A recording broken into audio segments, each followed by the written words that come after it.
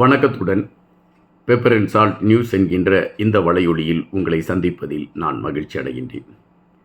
அனுரா அவர்கள் ஆட்சி பீடத்தில் ஏறிய பொழுது எல்லோருடைய மனதிலுமே ஒரு எதிர்பார்ப்பு இருந்தது. காரணம், தமிழர்களுக்கான ஒரு தீர்வை அனுராவுடைய ஆட்சி காலம் கொண்டு வந்துவிடும் என்கின்ற நம்பிக்கை இருந்தது. காரணம், அனுரா அவர்கள் எடுத்து வைத்த கருத்தியல், அவர் சொன்ன பல வார்த்தைகள். தேர்தலுக்கு முன்பு அவர் குறிப்பிட்டது, இலங்கையில் இருக்கக்கூடிய ஊழலை ஒட்டுமொத்தமாக அழிக்கப் போகிறேன். அதுபோல பொருளாதார விடயத்தில் மிகப்பெரிய வீழ்ச்சியை சந்தித்து கொண்டிருக்கக்கூடிய இலங்கையை கட்டி அமைப்பதற்கான களங்களை எடுத்துக்கொண்டு பயணிப்பதுதான் என்னுடைய முதல் வேலையாக இருக்கும். அதுபோல இங்கு இனவாதம், மதவாதம் போன்றவற்றை வைத்து பிரிவினை ஏற்படுத்தி கொண்டிருக்கக்கூடிய சக்திகளுக்கு இடமளிக்க நான் ஒருபொழுதும் தயாராக இல்லை. என்னை பொறுத்தமட்டில் ஒற்றை குடியாட்சிக்குள், ஒற்றை குடைக்குள் அனைவரும் சமம் என்கின்ற ஒரு தத்துவத்தை தான் நான் நிலைநிறுத்தப் போகிறேன் என்று அனுரா அவர்கள் குறிப்பிட்டார்.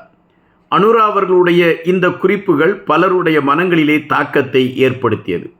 அதன் காரணமாகத்தான் தமிழர் பகுதியிலே அவருக்கு அதிகப்படியான வாக்குகள் கிடைப்பதற்கான ஒரு களத்தை அது உருவாக்கியது. ஆனால் தமிழர்களுக்கான தீர்வை மையப்படுத்திய நிகழ்வுகளை அனுரா அவர்கள் எடுப்பாரா என்கின்ற விடயத்தில் இப்பொழுது பல கேள்விகள் எழும்பத் தொடங்கிவிட்டன. பல விமர்சனங்களை பலர் வைக்கவும் தொடங்கிவிட்டார்கள். எல்லா சிங்கள தலைவர்களும் எதை கடைபிடிக்கிறார்களோ அதைத்தான் அனுராவும் கடைபிடிக்க ஆரம்பித்து விட்டார் என்கின்ற விமர்சனங்கள் கடுமையாகவே வைக்கப்பட்டு கொண்டு இருக்கின்றன. இப்பொழுது இன்னும் ஒரு கருத்துகள் பதிவாகி கொண்டு இருக்கின்றது. இது சிங்கள நாடுதான், இதில் தமிழர்களுக்கென்று எந்த அதிகாரமும் இல்லை என்பதை அழுத்தமாக பதிவிடக்கூடிய களங்களை அனுராவுக்கு எதிராக களத்தில் நின்றவர்கள் எடுத்துக்கொண்டு இருக்கிறார்கள் என்கின்ற ஒரு செய்தியும் வருகின்றது. அப்படி என்றால் அனுராவை மையப்படுத்திய அரசியல், அனுராவை எதிர்க்க வேண்டிய அரசியலுக்கு தமிழரை மையப்படுத்திய அரசியல் களத்தை எடுத்துக்கொண்டு எதிர்க்கட்சிகளை சார்ந்தவர்கள் பயணிக்க தொடங்கி இருக்கிறார்களா என்பது ஒரு கேள்வி. அதே வேளையில் அனுரா அவர்கள் தமிழர்களுக்கான தீர்வை நோக்கிய நகர்வுகளை முன்னெடுத்து செல்வதற்கான களத்தை உருவாக்குவதற்கு தயாராகிவிட்டாரா என்கின்ற கேள்விகளுக்கு நாம் செல்கின்ற பொழுது விடைகளை குறித்து நாம் சிந்திக்க வேண்டியதாக இருக்கின்றது. தற்பொழுது அனுரா அவர்களுடைய அந்த அரசாட்சியில் அவரோடு பயணித்து கொண்டு இருக்கக்கூடியவர்கள் தமிழர் விடயத்தை குறித்து பேசுகின்ற பொழுது 2-3 செய்திகளை குறிப்பிடுகின்றார்கள். கூடிய விரைவில் தமிழர்களுடையத்தில் ஒரு தீர்வை உருவாக்குவதற்கு புதிய யாப்பு ஒன்றை நாங்கள் தயார் செய்ய திட்டமிட்டு இருக்கிறோம். எனவே தமிழ் கட்சிகளிடம் அதற்கான கருத்துகள் கேட்கப்படும். அப்படி கருத்துகள் கேட்கப்படுகின்ற பொழுது ஒவ்வொருவரும் ஒவ்வொரு கருத்துகள் சொல்லி அந்த திட்டத்தையே தவிர்க்கக்கூடிய ஒரு நிலைமை ஏற்பட்டுவிடும். எனவே தமிழ் கட்சிகள் அனைத்தும் ஒருங்கிணைந்து இதற்கு நாம் என்ன பதிலை சொல்லலாம் என்கின்ற திட்டத்தோடு அவர்கள் அதற்கான ஒரு திட்ட வரைவோடு என்னை சந்திக்கின்ற, அதாவது அனுரா அவர்களை சந்திக்கின்ற அந்த வேளையில் ஒரு திட்ட வரைவை கொடுத்தால் அந்த திட்ட வரைவின் அடிப்படையில் தமிழர்களுக்கான தீர்வை கொண்டு வருவதற்கான முயற்சிகளை அனுரா அரசாங்கம் எடுக்கும் என்று அனுரா அரசாங்கத்தில் செயல்பட்டு கொண்டிருக்கக்கூடிய அமைச்சர் தெரிவித்திருக்கின்றார். இதன் பின்னணியில் அவர்கள் வேறு பல விடயங்களை குறித்தும் பேசுகின்றார்கள். தமிழர்களிடம் தமிழ் கட்சிகளிடம் ஒற்றுமை இல்லை.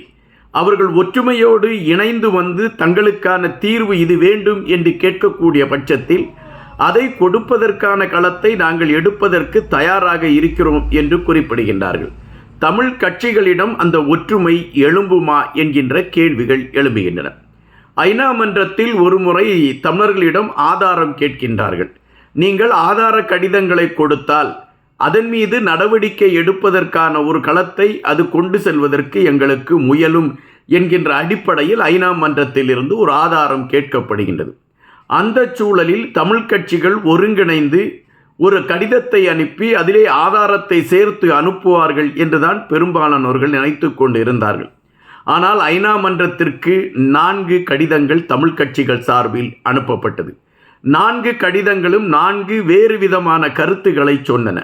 எனவே குறிப்பிட்ட ஆதாரத்தை தேடி நின்ற ஐநா மன்றத்திற்கு தமிழ் கட்சிகளால் ஒரு தெளிவான ஆதாரத்தை கொடுக்க முடியவில்லை என்கின்ற குற்றச்சாட்டு அப்பொழுது பரவலாகவே பேசப்பட்டது.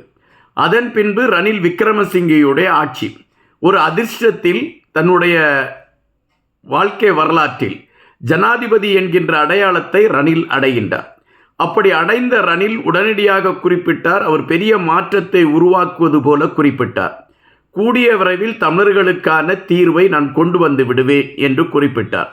அதற்கு ரொம்ப தூரம் கூட அவர் சொல்லவில்லை. சுதந்திர தின விழா வருவதற்கு முன்பாக தமிழர்களுக்கான தீர்வை கொண்டு வந்து நிறுத்தி விடுவேன் என்று குறிப்பிட்டார். இது தமிழர்கள் மத்தியிலே ஒரு எதிர்பார்ப்பை கொடுத்தது. கண்டிப்பாக இம்முறை ரணில் விக்ரமசிங்கே ஒரு மாற்றத்தை கொண்டு வந்து விடுவார், தமிழர்களுக்கான தீர்வை கொண்டு வந்து விடுவார் என்கின்ற எண்ணம் இருந்தது. ஆனால் தமிழ் கட்சிகளிடம் நான் உங்களிடம் பேசுகிறேன் என்று அறிவித்த ரணில் விக்ரமசிங்கே தமிழ் கட்சிகளை அழைத்து பேசுகின்ற பொழுது அவர்களுக்குள்ளே பிரச்சனையை தூண்டிவிட்டார். எனவே தமிழ் கட்சிகளிடம் ஒற்றுமை இல்லாத ஒரு சூழல் ஏற்பட்டது. ஒற்றுமை இல்லாத சூழல் ஏற்பட்டவுடன் ரணில் விக்ரமசிங்கே நீங்கள் ஒருங்கிணைந்து வாருங்கள், அதன் பின்பு இது குறித்த விடயங்களை பேசலாம் என்று சொல்லி தட்டி கழித்து விட்டார். ரணில் விக்ரமசிங்கே நான் ஒரு புதிய முறையில் தமிழர்களுக்கு தீர்வு கொடுக்கிறேன் என்று சொல்லிவிட்டு இணைந்து பயணித்து கொண்டிருந்த தமிழ் கட்சிகளை சிதறடிப்பதற்கான களத்தை மிக தெளிவாக எடுத்து முடித்தார் என்பதுதான் அதில் உள்ள பதிவு. அதன் பின்பு ஒரு வருடத்திற்குள் தமிழர்களுடைய விடயத்திற்கு தீர்வு காணப்படும் என்று சொன்ன ரணில் விக்ரமசிங்கே வாய் தவறி கூட அதன் பின்பு தமிழர்கள் என்கின்ற விடயத்தை அவர் பேசவே இல்லை என்பதுதான் நாம் அறிய வேண்டிய செய்தி. இப்பொழுது அனுரா அவர்கள் அந்த கருத்துக்களை முன்னிலைப்படுத்தி அவர் பயணிக்க ஆரம்பித்திருக்கின்றார். தமிழர்களுடைய விடயத்தில் நான் தீர்வை எழுதுவதற்கு தயாராக இருக்கிறேன் என்று அறிவித்திருக்கின்றார். ஆனால் அவர்களும் வைக்கக்கூடிய கோரிக்கை ஒன்றுதான். தமிழ் கட்சிகளிடையே ஒரு ஒற்றுமையோடு அவர்கள் ஒரு கருத்தியலை கொண்டு வந்தால் அதன் அடிப்படையில் தீர்வை கொண்டு செல்வதற்கான களத்தை எடுக்க முடியும் என்று குறிப்பிடுகின்றார். இது ரணில் விக்ரமசிங்கே குறிப்பிட்டது போல தமிழர் விடயத்தை தட்டி கழிப்பதற்கான முயற்சியா, அல்லது பௌத்தர்களை குளிர்விப்பதற்கு தமிழர்களிடம் ஒற்றுமை இல்லை என்கின்ற ஒரு தோற்றத்தை உருவாக்கி தமிழர் பிரச்சனையில் ஒரு தீர்வு இல்லாத களத்தை உருவாக்குவதற்கான செயல்பாடுகளை எடுப்பதற்கு வேகம் கட்டப்பட்டிருக்கிறதா என்ற கேள்விகள் எழும்பிக் கொண்டு இருக்கின்றன. ஆனால் தமிழ் மக்களை பொறுத்த மட்டில் அவர்களிடம் ஒரே ஒரு விடயம்தான் மேலோங்கி இருக்கிறது. எங்களுக்கான விடிவு தெளிவாக கிட்ட வேண்டுமென்றால் தமிழ் கட்சிகள் ஒருங்கிணைந்து பயணிக்க வேண்டும்.